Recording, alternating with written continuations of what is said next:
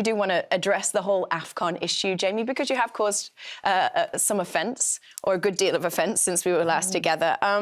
You basically, just to set the scene, you were talking about Mo Salah and the probability or not of him winning the Balon d'Or, and you said that it would be difficult for him because he isn't playing in a major tournament, and that was seen as kind of dismissive or disrespectful of AFCON.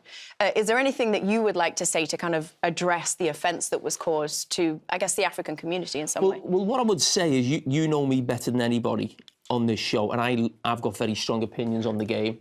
I love debate, and that will never change. But what I would never want to be described as a pundit would be ignorant or disrespectful. So that was never, my aim. And whether that's to a player, a club, a country, a continent, an international tournament, whatever that may be. So what I would say is where I got it wrong was I was clumsy with my language in describing AFCON as not a major tournament.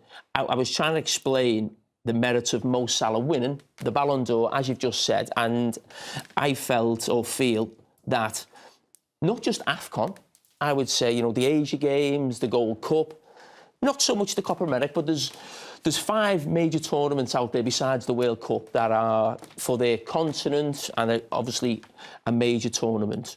But some of them don't resonate with the people who vote for the Balon d'Or. And that for me was not an opinion. That was like a fact in terms of looking who'd won the Balon d'Or over the last sort of 40, 50 years. So, yes, I've been banging the drum for Mo Salah to become the first African player to win the Balon d'Or for, I think since George Weah in the mid-90s. And as I said, I should have been a lot tidier with my language around that. So, yes, that's something that I look at. But as I said, you do look at sort of, the Euros where it's at right now and other competitions, and some of them resonate with the Ballon d'Or voters who at times are journalists, national coaches, national captains.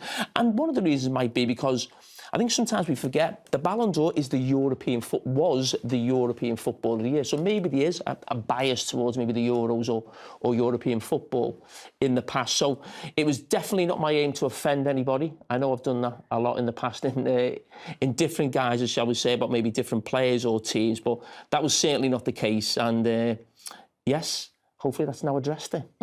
Would you like to share any thoughts on the Gold Cup before we go? I mean, what? I'm joking.